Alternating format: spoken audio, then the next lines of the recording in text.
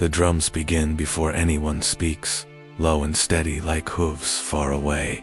We gather around the council fire as the last light drains from the plains. Hunters plant their spears in the soil. The elders form a ring, faces lit by orange breath. Together, the fire does not burn like a usual fire. It leans, then rises. A chest is breathing through it. Sparks float upward and hang. Our spirit keeper, the old woman we call Grandmother River, steps forward with a rattle of turtle shell and seed. She shakes it once. The sound is small, like rain beginning. "We called the Great Spirit," she says softly. He answered us. She kneels and throws a pinch of sweetgrass into the flames. The smoke folds upon itself and turns the color of bloodied dusk. The people murmur. Then the smoke begins to shape itself. A feather, a wing, an eagle. Its cry splits the evening, not from the sky, but from the fire's heart. Grandmother River lifts her other hand. In her palm lies an arrow shaft snapped in two. She holds it high so every eye can see. "Listen," she says. "This is the word that came." The flames bend inward and make a throat of light. When she speaks again, it is not only her voice we hear. It is as wind and river and long grass all speak through her.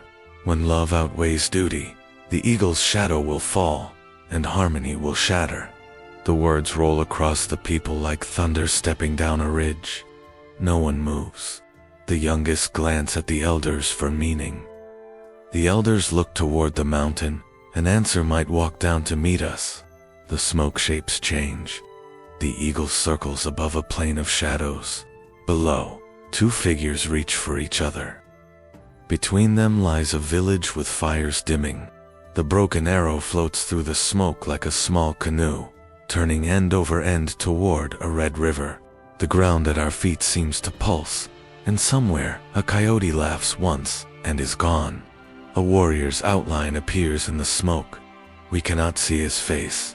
The figure stands between the people and something dark. He lifts a bow and finds only the broken arrow in his hand. Breath catches around the circle. The seeds in the rattle click by themselves, as if counting. "The Great Spirit shows the weight of choice," she says. "A heart and a camp cannot live in two houses at once. One will freeze." A wind presses against the fire. The flames bend and hiss. Sparks skitter across the packed earth. The first moon edge climbs the horizon, red as a wound. An elder with scars on his arms rises. "Does the vision name the one who chooses?" His voice is rough, but there is pleading in it. Grandmother River shakes her head. The smoke keeps his face. A murmur runs through the circle. Hunters study each other's shadows. A thin call rides the wind. An eagle beyond the ridge. We search the sky. A dark shape crosses the moon and is gone. The fire flares so bright for a breath that the ground near it turns pale. In that flash, the warrior's shadow leans toward the river, not the camp. The image stings like sand. "Why warn us now?" asks a young runner. "Why not name the oathbreaker so we can bind him to duty?" "Because the Great Spirit teaches more than punishment," Grandmother River replies. "He teaches balance. The warning is a door. Do not slam it on your own hands." She breaks the arrow and drops the halves into the fire. The pieces do not burn. They glow like small bones under skin. The smoke thickens, then tears into strips that twist into men with painted faces. They run at each other, and when they strike, the smoke shreds to ash. Stone Elk, the singer, begins a low chant, a song for walking on ice. The people join him, unsure at first, then strong. The chant wraps the fire, a rope of breath trying to hold a restless horse. Grandmother River feeds the flames with powdered root. They leap and then flatten, a lake of red light. Inside that lake, pictures move, hands parting tall grass. A river swallowing starlight, an eagle falling, one wing dripping shadow, the other trying to hold the sky together. The people sigh as if struck. "We will set watches," says the chief. "We will feed the old and keep fires through the night. We will speak softly. We will not rush to blame. He looks around the circle, waiting for defiance. Grandmother River draws a circle of ash on the ground. She stands inside it, eyes closed. A choice is already walking, she says. It began before sunset. The words rustle through the grass. Some rise to protest. Others bow their heads. The chant falters and lifts again, thinner now. Overhead, the eagle cries a second time, nearer. We cannot find it. Its voice seems to come from every direction at once. The fire lifts as if a hand pushes it up from below, then drops. The earth answers with a small tremor. I think of winter, how it steals in on silent paws and watches the doorway until we forget to close it. Fear moves through us the same way, soft and sure. Grandmother River opens her eyes. Remember, she says, the Great Spirit does not hate love. He asks that love remember the people who fed it. She steps back from the ash circle. The fire gives a sudden cough. Sparks rake the night, and the smoke lifts one last figure, a young warrior turning his face away, as if he hears a voice not ours. The smoke shreds. Darkness loosens its jaw and takes the edges of the camp. Would you choose the heart's call or the people's survival? The fire collapses into darkness, and the shaman gasps. He is already among us. The plains open like a great hand, lines of grass to every horizon. Buffalo move in slow waves, dark backs like small hills that breathe. Rivers cut silver paths and braid around cottonwoods. When the wind comes, the grass bows like a council. To the west, sacred mountains keep snow, even in warm months. Clouds snag and tear, leaving scraps the sun burns to gold. We say our prayers climb there on eagle backs. Our camp sits where two rivers meet, a place we call the Eagle's Throat. Lodges face the morning. Smoke rises straight up on good days and bends low on storm days. Children chase dogs. Women hang skins too dry. Men check arrows, smooth fletching, touchstone to edge. Life is a circle that turns without rush, yet nothing in it is lazy. Honor wears an eagle feather. A feather is not decoration. It is a story. It says where you stood, what you carried, who you helped, and what you chose not to take. We tie these stories to hair and to hearts. They whisper when you walk. Tahu earns his first feather at the turning of the geese. He is 16 summers, narrow as a spear at rest, strong as a bow pulled smooth. He rides a dun horse with a black mane that cuts the wind like a line of ink. His bow is ash, his string braided with deer sinew, his arrows dressed in goose. On the hunt, he learns the patience of buffalo. We follow a herd for 3 days, never pressing close, reading the wind as you read a secret. When the time arrives, faces painted with earth, we step into tall grass. Tahu moves with it as if he is one of its blades. He looses. The arrow leaves clean and returns as meat and thanks. He kneels, palm on the fallen bowl. He tells the spirit he will carry the gift well. That night the singers make the fire talk. Their songs climb and fall, and the drum remembers the heartbeat we share. Elders sit with children and tell how our people crossed long winters by listening to more than fear. They speak of the first eagle, who gave a feather to the first chief, so he would look up before looking down. A feather can lift a man past anger to the ledge where wisdom waits. Tahu's father, Gray Kettle, is quiet as snow and solid as a mountain. He has many feathers and keeps them simple. He calls Tahu to the edge of the firelight. Stand, he says, and Tohu stands. Gray Kettle unwraps a red cloth and brings out an eagle feather bound with a braid of horsehair. The quill is dark, the barbs strong. He lifts it toward the stars so it can drink.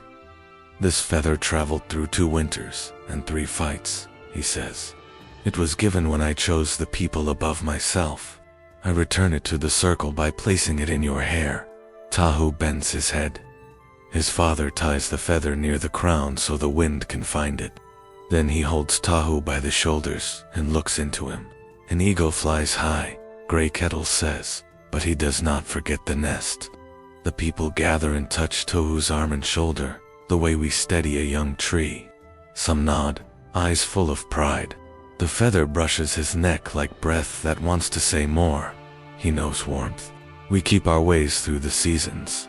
In spring, we bless the first shoots. In summer, we race horses until dust makes ghosts of us. In autumn, we dance thanks for full bellies and the warning of cold. In winter, we sit close and teach children to hear a story in the hush between songs. One tradition is the river talk at dusk. When the light tilts red, the young walk to the water and speak their hopes to their own faces. The old listen.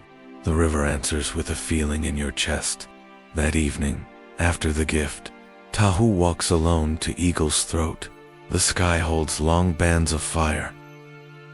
Far off, buffalo drift like islands. The mountains wear their snow like medicine paint. He kneels and cups water in both hands. He drinks and speaks. I will hold the people, he says. I will be strong in the circle. His words are clean, but something thin pulls at them. It is not shame or hunger. It is like the freedom of an open ridge and the fear of falling from it. He watches the water settle, and his face looks back, older than the minutes that made him. Songs drift from the camp. The ancestors are near. You can tell by the way the cottonwoods lift their leaves for no wind. A small owl stitches the air with one soft call. Tahu steps into the river up to his knees. The cold cuts him awake. He wishes for a sign, but the river keeps its secrets. He thinks of hunts to come and nights by the fire. He thinks of the feather and of his father's hands. He thinks of the mountains and how they do not bow to pride. Pride warms him. Belonging holds him. Yet restlessness remains like a quiet drum behind the song, asking if there is a road the maps forgot. He turns to go. A ripple touches his ankle, though the river is calm. He looks back and sees only the red sky turned into water. Then he notices a curve in the bank he does not remember, a dark notch where rushes lean as if listening. He steps closer, slow, the way you step toward a skittish horse. He hears breathing, not of animal or wind, but like a fire when it first catches. He reaches out a hand to draw the rushes aside.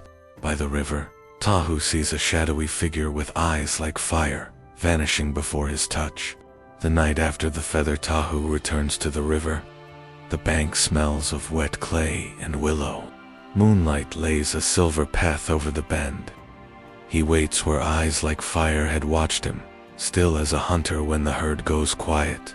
A rustle, a breath. She steps from the reeds with one foot in water, one on land. Her hair is braided with seeds in a thin ribbon of hide. A necklace of river shells lies at her throat. The torch paints copper on her cheekbones. We share this bend, she says. Tahu lowers the flame. You came last night. I watched.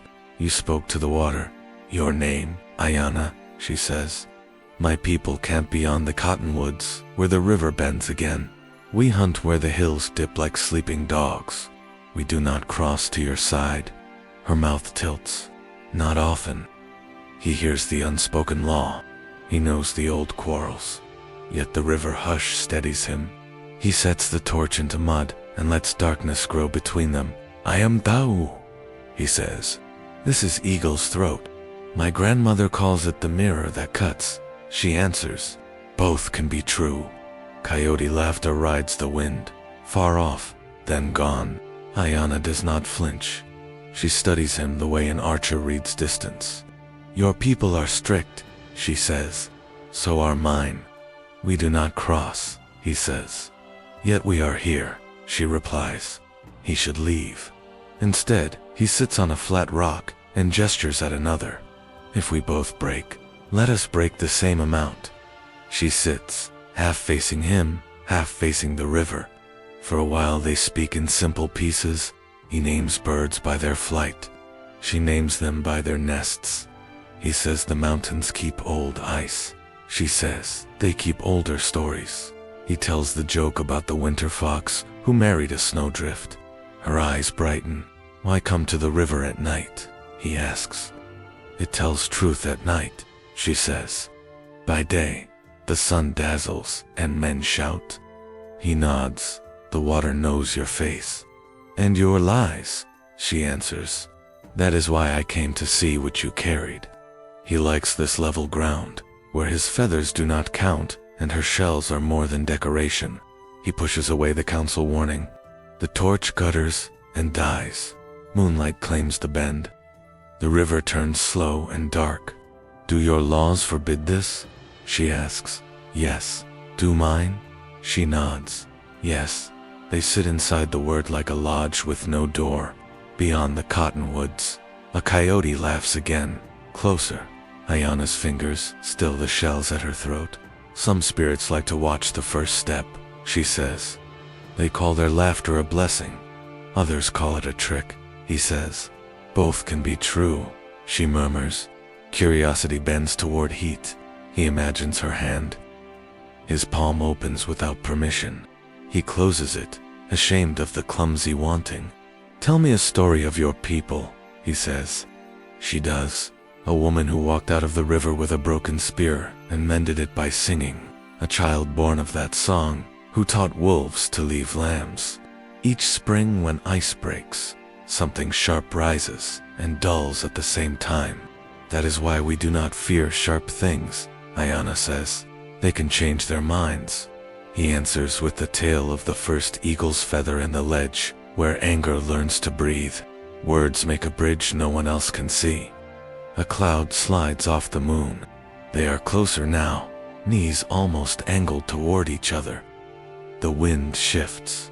Willow leaves tattle. Footsteps. Know only the river swallowing its voice. Unease thins the moment. I should go, she says, but does not stand. So, should I? He says. Tomorrow. The word is a rope she casts without looking. He catches it. Tomorrow, when the moon sits in that notch, they part. He walks back to camp, past sleeping dogs and coals. He lies down with his face to the east and dreams the river opens like a mouth. In the dream, he stands at the bend. The water is red, not with sunset, but with something thicker. A broken arrow spins in the current, always pointing at his chest. The coyote sits on the bank and laughs until the sound is a net. He cannot move. He cannot wake. Near dawn, he bolts upright, sweat at his neck. The camp breathes slow. He watches the sky pale and does not repeat the dream. For 3 nights, they meet. They map cloud trails and ant paths. When he speaks of duty, she listens. When she speaks of hunger for open roads, he listens. Their hands do not touch, yet the air between them warms. He begins to hide more than his steps, a glow in his eyes, a softening in his voice. His mother asks if he is fevered. He says, the nights are short and the hunts long. Grey Kettle studies him and says nothing. The trickster circles the edges. Sometimes a lean shape crosses a ridge and is gone. Sometimes a ragged raven drops a black feather near their feet and the wind will not move it. At times the river shivers with no breeze. Ayana says, do not bow to laughter, that gives nothing. He nods, though the prophecy pricks like a mislaid thorn. On the 4th night, the moon is late. He waits alone at the bend. Reeds shift, but she does not come. Coyote laughter moves down the river like a thrown bone. Unease bites. He steps ankle deep into the water for courage, feeling the current press cool around his skin. Something drifts from the shadows above the bend, pale wood, dark fletching. It turns once, then again, choosing at last. He reaches down and hesitates, heart hammering in the hush. A broken arrow floats past Tahu's feet, carried by the river's dark current. Night gathers its own heat. Tahu sleeps beside low coals, but his mind walks the river path. Reeds quiver, without wind. A coyote stands there, smiling with too many teeth. Why wear a feather that points backward? It asks. Why praise rules older than your father's scars? The coyote ripples into a raven, shaking water from ragged wings. Its eye is black glass. In it, Tahu sees himself small, obedient. He wakes. A single coal stares. Sleep opens a different door.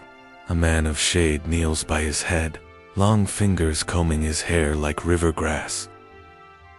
The shadow has no face, only warm breath and damp fur. You want a road that is not a circle, it whispers. Your heart is a horse that hates fences. Let it run. Dawn waits beyond the hides. The whisper chills his neck. He walks to the water while the sky chooses its first color. Ayana is there, cloak tight, hair damp with fog. Her eyes soften. You look chaste. Dreams, he says. By whom? By what I might be if I stop bowing. She touches the river, breaks the skin, watches it heal. Beyond the sleeping hills is a ridge, she says. Past it the land opens like a bowl the sky pours into. No chiefs, no oaths. We could live where the geese land. Hunt when we wish, sleep when we wish. Hope licks his chest. For a breath the knots loosen. Then the chant of his people returns steady, binding. He tastes lodge smoke. Hears children practice songs, so they will remember. My father placed a feather in my hair, he says. It carries the weight of the people. Set it down, Ayana says. A feather is a story, only if you keep telling it. Tell a new one. A story with no tribe turns to mist. Or it turns to you, she replies. Your feet, your quiet. If freedom means betrayal, is it still freedom? Behind the rushes, the raven shakes itself dry. It becomes a coyote between blinks, then only wind. Tahu feels watched by something that loves disorder more than truth. They walk the bank, not touching. I do not want to fight your people again, he says. I do not want to be told to hate you. My uncle says the same of yours, she answers. Men who profit from old anger feed it. Tricksters bring them dry wood. He keeps the word behind his teeth. Days pass. He moves through camp like a man carrying 2 baskets and no hands free. The basket of duty creaks loudest. He sharpens arrows, checks hooves, stands watch at dusk. Elders' eyes follow him like hawks. He is present while his mind runs to the river.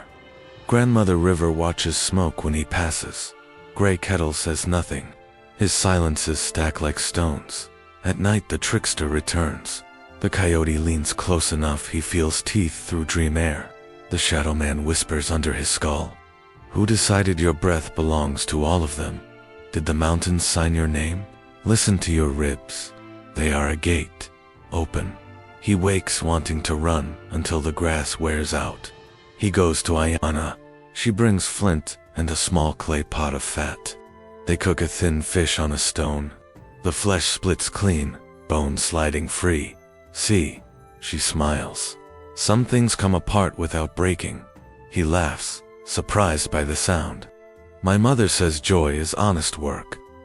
Joy is also reaching the ridge you couldn't see from the valley, she says. You have to climb. He speaks of a dry hollow near a crooked cottonwood where they could shelter, of a spring where mint grows thick. She listens like a hawk. The elders notice his early returns and late departures. He claims long practice, the pull of the hunt, the need to watch for wolves. Suspicion enters the lodges like a moth and will not leave. Toward evening, a shape crosses high broad wings, white head catching fire. The eagle turns above the camp in tightening spirals. People point, children lift their chins. The bird calls once, a clean knife from a sheath. Tahu looks up and feels a thread tug his chest. Old stories rise like geese, warning, blessing both. He lays a hand on the feather in his hair, as if settling a restless child. Ayana squeezes his arm. Do not give fear the flute, she whispers. It will play until you cannot hear yourself. He wants them in spring and days without drums. The raven lands near their feet, black as a hole. It hops 3 times and opens its beak. The sound that comes is the coyote's laugh, a ribbon pulled from a throat. Ayana flinches, then steadies. Tahu feels anger rise, clean and hard. Stop it, he says to the bird. Find another game. The raven becomes a man of shadow without moving, as if it always was. It reaches toward Tahu's chest with a long hand, more absence than flesh. Or what? It asks, voice like water in a deep well. Or I will choose without you, Tahu says. Defiance tastes like the first bite of winter, sharp and dangerous. The shadow man laughs, satisfied. That is all I wanted, it says, and melts into the bank. He returns to camp with his jaw set. Gray Kettle approaches. The eagle circled long today, his father says. I saw. Sometimes a bird forgets where it meant to land. Sometimes a man forgets what flying costs. Tahu answers. Gray Kettle studies him, eyes steady as bank stone. Your feet will remember what your head tries to unlearn, he says, and walks away. There is no sleep left. Defiance runs through him like a second blood. He drifts toward the river. The night holds its breath around him. Above the cottonwoods, wings beat the air. The eagle drops out of the darkness like a falling star, strikes earth before Tahu with a sound like split wood, and lies still, one wing broken. The drum calls at first light, steady as hoofbeats crossing frost. People gather around the council fire with cloaks pulled tight. Smoke climbs in thin ropes. The chief lifts a palm and the noise folds into silence. Scouts found sign at the north rim, he says. Ash rings where strangers slept, hoof marks where no herd runs. They test our border. Low breath moves through the circle. No one speaks the name. Old quarrels cut even when sheathed. Grandmother River steps forward, rattle in hand. We will answer with balance, she says. A warrior will walk the hush and bring back the spirit's road. Her gaze finds Tao, not accusing, not kind, simply sure. Pride knocks once inside his chest. Gray Kettle's eyes meet his, a nod, small as a seed. Tahu stands. I will go. The drum answers with one deep note. The circle exhales. He prepares as tradition teaches. He eats little. He bathes in the river and lets the cold bite pride into shape. He blackens his cheeks with ash and ties red cloth around one arm so the living will remember him. He rides his dun horse to the land where sound thins, dismounts, and lays a hand on the animal's neck. Wait, he whispers. The horse breathes fog and lowers its head. The hush receives him the way snow receives a falling feather. Grass noise fades. His own breath gets large. He speaks in the small voice that fits in his spirit's ear. Great Spirit, open what should open, close what should close. I walk for the people. A wind like a careful hand touches his neck. Light tightens, then eases. The spirit eagle arrives as a bend in brightness, then a shape with folded wings, eyes like noon over water. It does not flap. It turns, and space moves around it. Tahu bows not, Taloan follows. The being leads him over ridges and through willow gullies. Once it pauses and angles its beak toward a narrow pass. On the ground, thin bone-shod prints, cut sharp.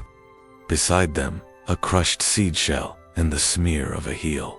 Warmth clings to the stones. This is good sign, he murmurs. Pride stands taller inside him, not swaggering, firm. He repeats the proof in his mind so the words will carry weight at the fire. Ash rings.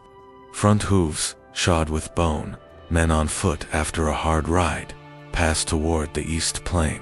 He turns to the eagle for the way back. A coyote drifts onto a knoll, yellow-gray as grass. It sits, smiling as if sharing a secret. Tahu keeps walking. The coyote stretches, and its shadow detaches, rising like smoke in the shape of a tall man. The shadow fingers twitch like reeds in wind. No face, only the suggestion of Ayana's mouth when she listens. You walk 2 roads with 1 pair of feet, the shadow says, voice like water under ice. Choose the easier. Tahu's jaw tightens. I choose the true. True for whom? Asks the shadow, and becomes a raven that hops twice and leaves a black feather. The wind cannot move. It laughs, with a coyote's ribbon of sound and dissolves. The spirit eagle tilts its head toward the pass, waiting. Tahu follows, conflict rubbing grit into his pride until it scratches hard. Beyond the notch, the land opens like a bright bowl. He stops at the rim to fix the view in memory, a line of cottonwoods. A coulee that could hide riders, a pale bluff like a broken tooth. He will tell it cleanly. He turns to go on. Hears a low laughter, warm, known, Ayana, or the shape of her in dream.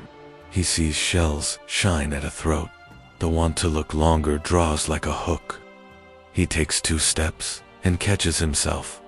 When he reaches the hush's edge, the world's noise returns in pieces. Flies a far hawk, his horse tearing grass.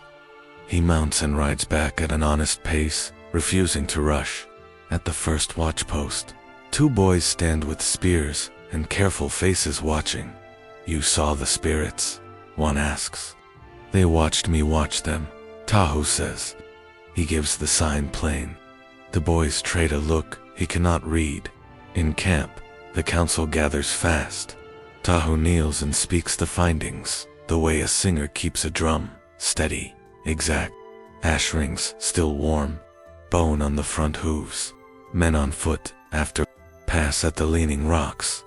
Cottonwoods beyond, coulee 2 hide riders, bluff like a broken tooth. He lays a single seed shell on a flat stone, crushed by heel. The chief nods curt, orders scouts east, runners south, bowmen to the ridge. People move like a herd turning as one. Pride tries to stand again inside Tahu, but conflict shoves it. He feels the push without showing it. Grandmother River looks through him into flame. "You bring strong sign," she says, and something else, unasked. "I carry the people," he answers. "Your hands are full of river," she murmurs. "Be careful what slips away." The word shadow touched moves from mouth to mouth like a moth no one wants to claim. Children are pulled close to aunties. Eyes slide off his face and return, sharp as flint. Gray Kettle comes last, quiet as wind. From his hair he draws a small feather stained at the tip, a token from a hungry winter. He presses it into Tahu's palm.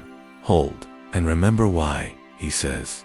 Tahu closes his fist around the quill. Heat climbs through his fingers, as if the feather has eaten a coal. He lifts his hand to show he will keep it tanned. The heat blooms into pain so sudden he cannot swallow it. Smoke threads his knuckles. Gray Kettle's eyes widen. The prophecy hums in the flames. Grandmother River repeats the warning. When love outweighs duty, the eagle's shadow will fall, and harmony will shatter. Remember, when he opens his fingers, the feather burns to ash in his hand. Red dusk gathers like a bowl of fire. Tahu waits at the bend where reeds lean in, where he and Ayana first unthreaded their names from law. He should be with bowmen on the ridge. Instead, he watches the light redden until it stains his hands. Ayana comes through willow shade, cloak tight, shells quiet at her throat. "You came," she says. "I came," he answers. "You should not," she whispers. "They set scouts to the east," he says. "They read the pass and prepare." His voice feels like sand. "We can leave before dark. There is a spring past the crooked cottonwood. Listen, the wind turns. Beyond the cottonwoods, a tremor moves the grass. Riders' hoofbeats become many drums. A raven lifts and becomes a coyote midair, landing with a laugh that cuts. It circles them, tail riding dagger curves in dust. The shape ripples again. Fur sifts into shadow. A man stands where the coyote was, tall and thin, face changing like water with moonlight on it. One instant he wears the mouth of Tahu's father, the next, the eyes of Ayana's aunt. "You two have tidy hearts," the trickster purrs, folded like spare blankets. "Shake them loose." "We will leave," says Tahu. "We will not feed you. Leave." The trickster laughs. "The story already eats itself. I am only the salt." A horn stabs the air. To the north, shadows ride the ridge. To the south, Tahu's people rise from the grass. The sky becomes a red roof. Ayana clutches his sleeve. We have to stop them. We cannot, Tahu says. We can only choose where to stand. With me, she asks, or with them. Love speaks first. With you. The trickster claps, delighted. Sparks drift into reeds and bloom cruel flames. He stamps a rhythm, half laughter, half funeral. A coyote man dances in fire, legs too long, shadow flinging knives across water. Arrows fly, shouts crash against the bank. Tahu pulls Ayana behind a fallen cottonwood. Run the low path, he says. Keep your head below grass. I will draw them. You cannot fight both sides. I can fight the space between them. He knocks and rises into heat. Across the water, a rider wheels and lifts a horn bow. Tahu draws. The string stutters like a moth. He finds the shoulder and releases. The man jerks and gallops off. An arrow bites bark where Tahu's head had been. Fire leans into reeds. Smoke squints the world. The trickster dances through it, sighs changing each step, always laughing. Sing, little strings, he croons. Spill your songs. Tahu moves along the bank, shooting when he must, pulling Ayana when he can. Fear grows teeth. It chews courage, but cannot finish it. They reach the notch where the low path splits. There, the river tightens into a throat and speaks in foam. Cross, he says. We will be seen. We are already seen. They splash into the current. It clutches their legs like needy children. A shout goes up from both banks. Ayana slips on stones. Tahu hauls her by the forearms. An arrow lances the water near his knee. Another slaps his back, flattened by a wet braid of luck. They stagger onto the far bank. Then a man from Ayana's camp rises, stares at their hands, bares his teeth. Traitor, he says to her. Thief, to him. Tahu lifts his bow. The man lifts his. A horn wails. Tahu draws in. The bowstring snaps, whipping his cheek. The broken ends dangle like nerves. His fingers find air. The sign lands. A broken arrow is a broken road. Guilt arrives with the sting, fast and hot. He hears Grandmother River's voice in smoke. When love outweighs duty, the eagle's shadow will fall and harmony will shatter.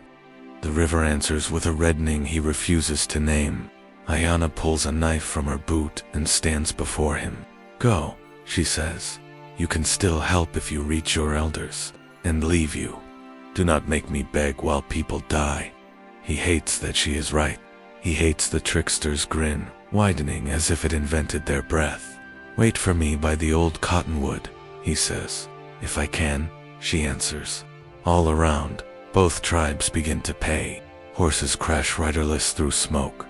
A banner made from a child's blanket catches and burns. Men who argued yesterday bleed beside men they mocked. The red dusk turns the river into a strip of iron. On the ridge, victory and lost trade faces so fast they blur. He runs along game trails, past arrowed grass and a toppled drum. Smoke opens and closes, showing flashes.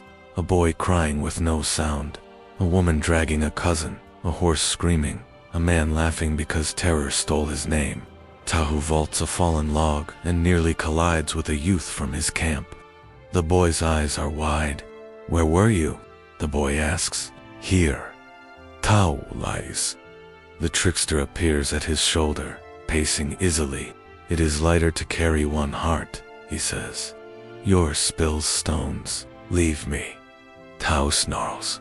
I never arrived, the trickster says, becoming a raven tearing a red scrap from air. The ridge rises. Tahu sees his people forming, hears commands thread through smoke. He shouts warnings, points to the coolie, waves his arms. Some see and adjust. Some do not. He searches for Grey Kettle. He finds him near Chokecherry, directing archers with a hand that wastes no motion. Relief burns Tahu's eyes. He lifts both arms to call out, Father? Grey Kettle turns, a small smile starting. From the coulee, a rider rises and looses an arrow, black as absence. The shaft finds the space below Grey Kettle's collarbone, a quiet place where words gather before they are spoken. He stumbles, surprised as if night had tripped him at noon. Smoke claws at him. Can love survive when blood is spilled in its name? The council fire burns low. Smoke clings to hair and hides. The circle gathers. I stand inside their gaze and feel the cold where my father stood. Grey Kettle's blanket lies folded on the ground, a dark place where his breath left the world. I wait to be named. The chief raps his staff once. Tahu, he says, voice level as ground. You broke the circle. When we needed both hands, your feet were elsewhere. We cannot carry you further. Grandmother River holds her rattle to her chest. A prophecy is not a knife, she says, but it cuts when ignored. She tips ash into my palm. Take the hush with you. Return only when the spirits open a door, the tribe murmurs. Some cannot meet my eyes. Others burn me with theirs. My mother's jaw trembles once and goes still. Go, she whispers, soft, before grief begins to bite. Exile is marked by two simple acts. They take the feather from my hair. They unlace the thong that ties my knife. Walk out, the chief says. Do not look back. I step through the lodges, through a silent mouth.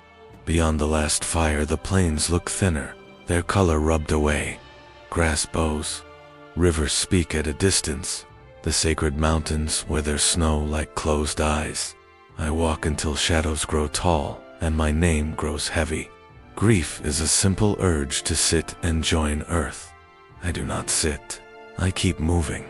At night, I build small fires and feed them like tired children. Sleep tastes of cloth. In dreams, my father walks beside me and never turns his head. On the third day, the land gives up its flesh. Dirt becomes rock. Rock becomes salt. Salt becomes a pale pan where nothing grows, a white tongue tasting sky. This is the edge of the Shadowlands, where the world thins and the next world leans through. I enter without asking. Voices move with the wind. My grandmother's song, the chief's orders, my mother's hush. I cannot tell if the dead speak or memory floats free. Stars arrange themselves into a broken arrow, then scatter when I blink. The trickster comes as a coyote missing its shadow. It pads at my flank, then ripples into a raven that lands on my shoulder. It speaks in a winter friend's voice. We could be laughing by now, it says. Across the ridge, a valley wanted your feet. You left it thirsty. Leave me, I answer. You summoned me, it purrs. You asked for a road not bound by elders.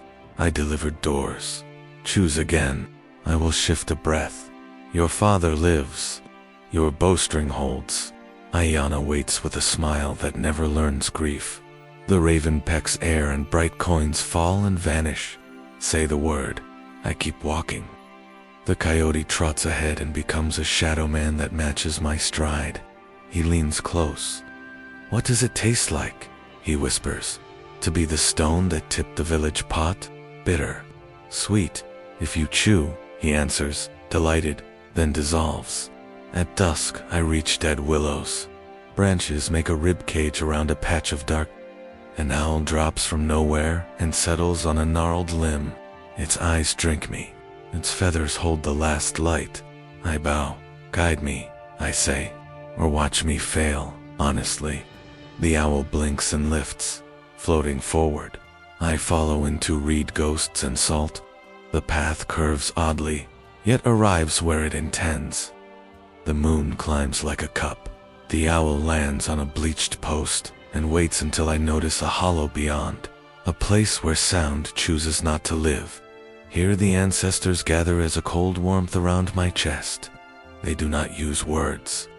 They give me winter bread shared, my father's quiet laugh, the ache of the knife I did not keep. Their whispers are not blame. They remind me, breath continues. I have nothing to ask but help, I say. My road is a knot. Teach me how to pull without breaking it more. A wind arrives from the side, smelling of old snow. Nearness settles. A latch lifts on an unseen door. I kneel and press my palms to salt until warmth rises from beneath. I close my eyes and see grass, river light, Ayana's hands, then gone. She has vanished from the bend. In dream, in waking, I found only reeds and a knee print. I called her name, and it snagged on nothing. She may have fled. She may have been taken. She may be bone under silt.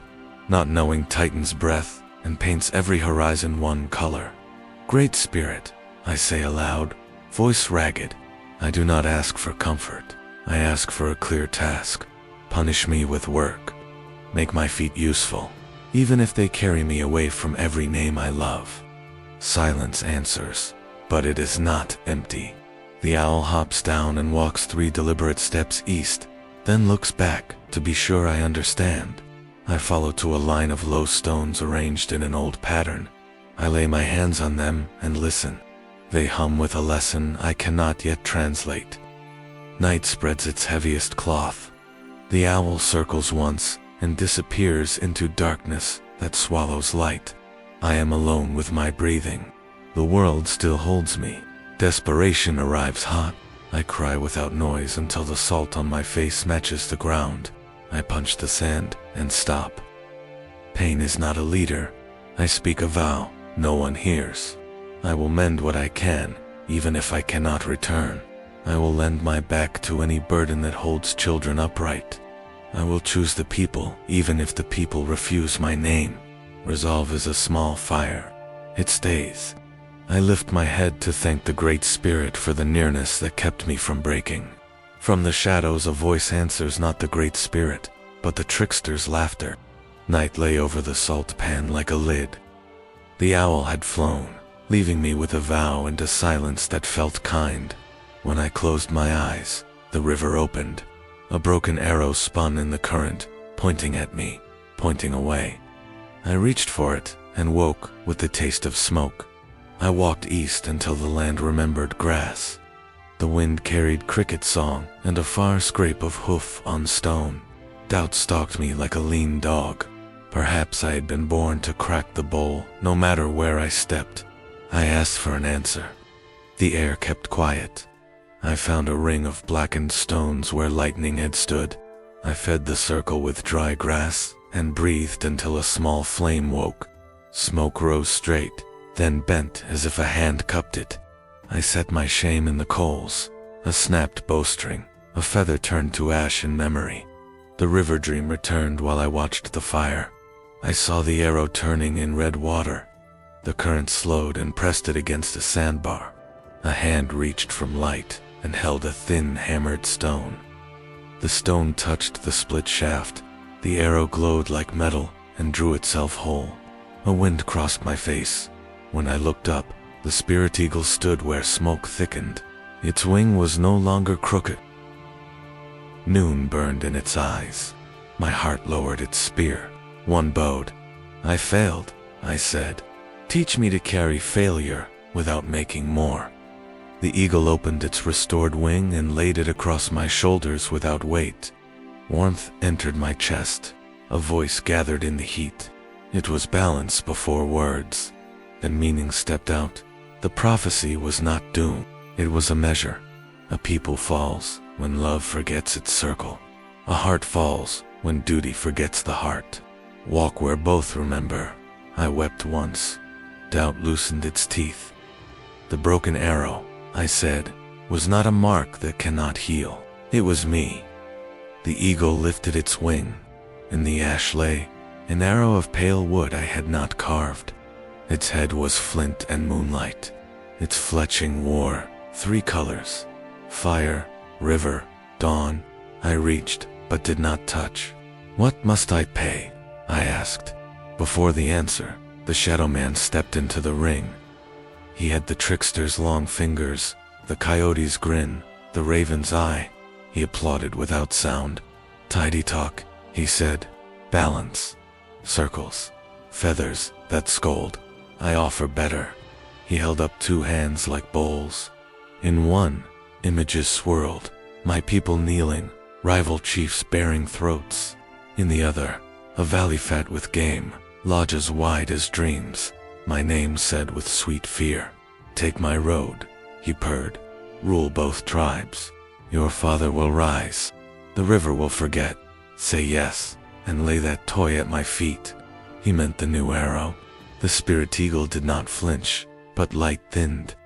Power pulled at me like ice through a boot. It promised a straight bridge over sorrow.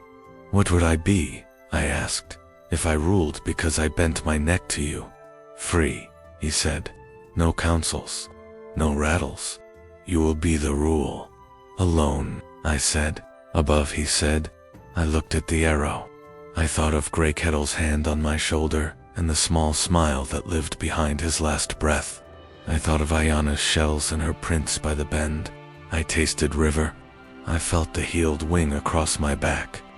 Would you give your life to restore what your choices destroyed? The question came from fire and the memory of Grandmother River's eyes when she set ash in my palm. It came from children who would grow songs crooked if no one straightened wind. It came from the eagle's silence, which was trust. The trickster grew until the sky could not hold him. Teeth split light. Raven mouth and coyote mouth spoke together. Say yes, he roared. Give me the arrow, then eat the world. I stepped forward and put both palms over the arrow, not to claim it, but to shelter it. The wood was warm, as if it had slept under a small sun. You cannot give back what you never owned, I said. He shrank. Now he was my age with my face twisted by want. You owe me? He whispered. I fed your road with chance. You fed my hunger with lies, I answered. Then go die for a circle that casts you out. Maybe, I said, but I will die facing in. The eagle lifted its wing from my shoulders. The warmth did not leave. It moved inside. The being looked the way a river looks at a bridge, measuring weight. Then it nodded. It's restored. Wing shook once. I took up the arrow. Heat climbed into my wrists. The flint flashed with a memory of red water, then with a promise of clear. The shaft hummed. I thanked the Great Spirit. The trickster backed into smoke, smiling a smile that did not fit. This is not over, he hissed. Balance bores me. I am done with your jokes, I said. He became a raven and fled, dropping 3 black feathers that burned without flame. The spirit eagle crossed the moon like a small truth and was gone. I stamped out the fire and faced west. Wind carried dust and old fear. Far off, a drum stuttered. I slid the arrow into my quiver. It settled as if it had waited for that place since first story. Determination is not loud. It is a door you choose and choose again. I lifted my bundle and started walking. Stars arranged themselves into a path less cruel. I walked toward the ridge that hid the camps. I walked toward whatever end would pay the debt. The night made room. The ground accepted my feet. I gripped the broken arrow, and I walked back to war, the tribes at war. Red dusk smeared the sky. Smoke leaned over the valley. I reached the ridge and saw both camps grinding together, shields up, bows snapping, lances punching air. Horses screamed. I stopped.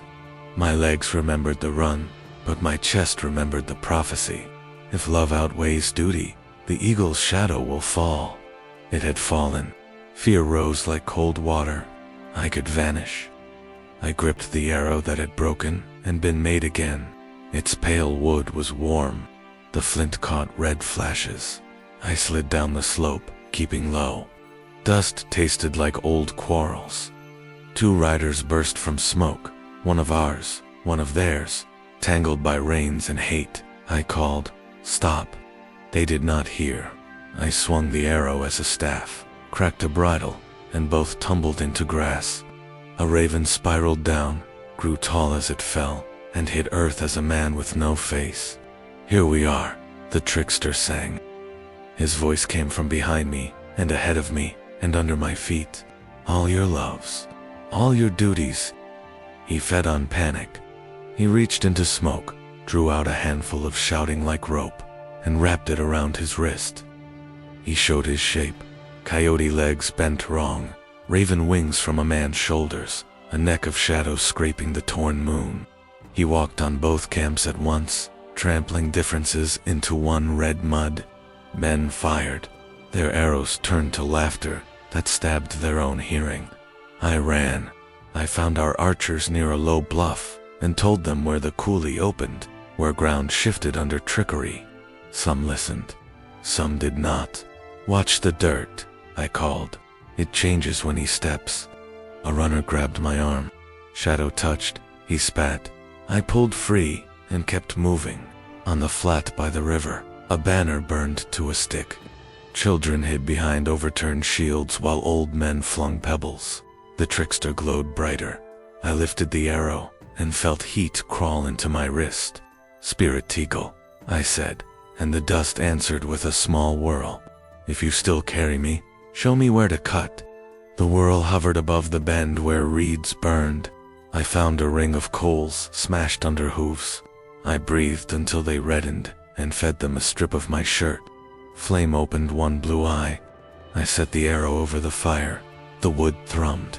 The flint drank heat until it glowed. Pain asked to enter. I let it. I pressed the head to my forearm. Flesh seared. I smelled myself. I leaned into hurt until it burst white. Blood hissed on coals. Smoke rose and curled into a feather that did not burn. The ground trembled, not with hooves, but with sky. The eagle came through the smoke like day through storm. Winghole, I noon. The trickster reeled. "No," he said. "No birds, only appetites." The eagle spread his wing over the battle, and light traveled along its edge. Where it passed, men lowered arms.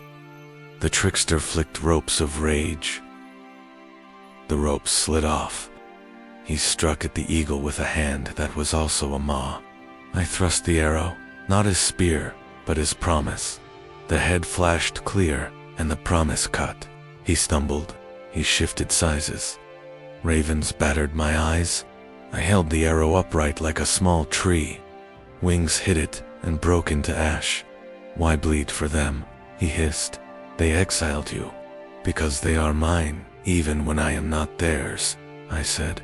He spat, and the spit was an arrow for my throat. The eagle bent and took it. The shaft burned in the bird's beak and fell as a star. Thunder rolled the plains. The eagle's feathers caught fire without being consumed.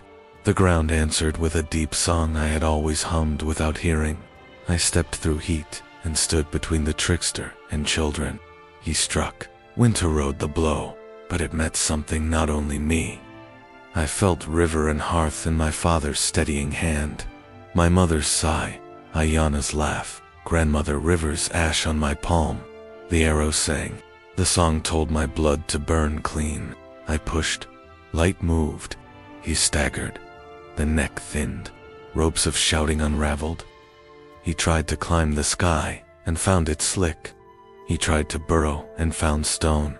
He tried to grow quiet and found the eagle already there. "Go hungry," I said. The eagle rose with me inside its wing, or I inside its shadow. The difference fell away. Fire sheeted. The trickster writhed, nails scoring air, and then snapped into 10,000 crows that flew in 10,000 wrong directions. Their cries peeled toward the horizon and blew out. Smoke thinned. The red in the sky paled. Men stood and looked at what they had done and at what they had not done. Some dropped weapons. Some hugged the first body they found with a pulse. Some fell where no wound showed. The eagle circled once, slow. Its light folded into feather and bone.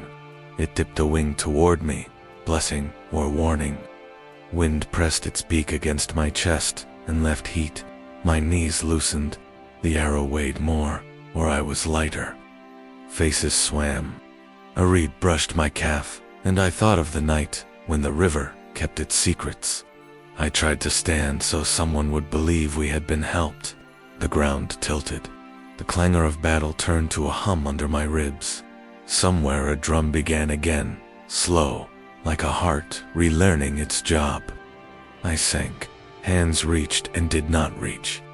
Blood found the place it wanted. I tasted mint from a spring beyond a crooked cottonwood. I saw shells at a throat and a smile that had learned grief and kept going. I turned toward the bend. "Ayana," I whispered. Her name felt like water against old fire. Then I fell through the last of the dust. What prophecies guide your choices, and what sacrifices give them meaning? Red dusk faded to violet. Smoke thinned. Among trampled grass and overturned shields, the people found Tahu at the river bend. He still gripped the pale arrow, as if he held shut a door no storm could open. They washed his brow with water from Eagle's throat and laid him on a robe. Ayana stepped from reeds, suit dark and shaking. She had fled, then returned. Seeing him, she did not cry out. She pressed her palm to his sternum and nodded once. "He walked back," she said. He kept walking. Grey Kettle lay not far away, eyes half open to a light he could see. Told before the end, he had smiled. He remembered the nest. Aunties lifted his body with song. Father and son lay near. Grandmother River scattered ash between them. The prophecy was not a curse, she said. It measured balance and asked for a teacher. He became the teaching. An owl circled and settled on the chief's lodge. Ayana sat beside Tao's head and told him the riverwoman's song that mended a spear. Near midnight, a wind rose. Embers bent toward Tahu's hands. The pale arrow hummed like a distant drum. Smoke lifted and shaped a wing. The spirit eagle passed overhead, silent as snow. When it tilted, a curl of light slid from feather to Tahu's chest and drew him up, not his body, but the part that answers when a name is called. He stood once more, clear as heat, above stone, and bowed to both camps. The eagle dipped its head. Tahu's spirit stepped into its shadow and thinned to flame on a feather's edge. Together they rose, circling the ridge. With each turn, dust settled. With each pass, the wounded who would live felt breath return. At dawn, Ayana cut red willow and fashioned a small hoop.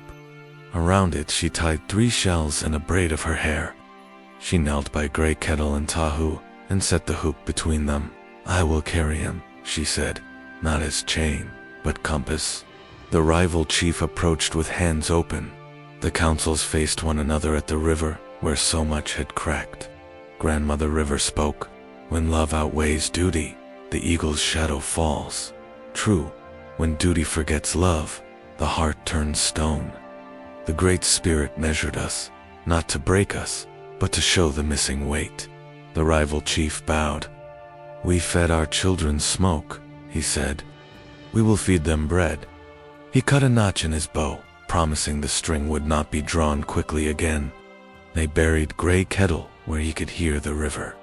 They wrapped Tahu with eagle down and placed the pale arrow at his side. Ayana set the hoop on his chest, then took it back and wore it at her waist. "I will teach the story," she promised, "and live long enough to add to it." Moons turned. The tribes met each season at Eagle's Throat, trading songs before meat. When disputes rose, people looked at the ridge and asked if the ridge would remember. Often that quieted the mouth. When it didn't, they went to the river and spoke to their faces until the water told the truth. The elders retold the prophecy with new edges. "Not doom," they said, "but direction. A choice can break the circle," Grandmother River taught, "or complete it. Ask where your love carries the people. Ask where your duty carries the heart." Some nights, a shape moved above moonlit grass. Not owl, not hawk, but a shadow that made fear feel like a smaller animal. Those on watch said the air tasted cleaner when it passed. When children woke from dreams of red water, aunties led them outside to feel wind brush their cheeks. "He watches," they said. "Sleep." Ayana became a maker of paths. She led hunters who did not want war, and women who wanted to hear more than warnings. She taught a prayer that thanked the ground for holding many footsteps without turning any away. She never married, though she laughed easily. At the first winter, after the battle, the people gathered to honor dead and living. Lodge walls shone with pressed snow. The sacred fire burned blue at the core. Grandmother River lifted a bowl of water and a bowl of ash. "We're made of both," she said. "We drink, we scatter. Because a warrior chose to pay, we may choose better." An old runner told the children, "He is born whenever someone turns from pride to patience, when a scout lifts his hand and his anger puts its knife away."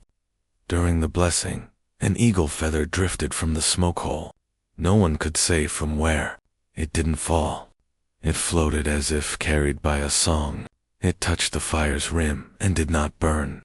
It glowed the color of dawn held still. The people leaned close. They saw the quill had been split once and mended. A thin line of darker grain showed where heat stitched what was torn. Ayana smiled. "He left us the lesson," she said, "not the wound." The feather stayed by the hearth through winter, shining when words turned hard. In spring, they carried it to the bend and let wind decide. It floated over Eagle's throat and rose. "Now I tell you this by the council fire, young ones, as sparks climb to where stories sleep. You have run the ridge trails and seen the broken tooth bluff. You know how the trickster fattens on noise. Remember the other hunger, the one the eagle answers with light. Listen, the river keeps faces. The wind keeps promises, and prophecies keep doors. They open for the brave. The drum quiets. Elders rest their hands on their knees like stones that choose to stay. The feather on the hearth glows once more and fades. The fire dims, leaving only an eagle's cry in the night wind."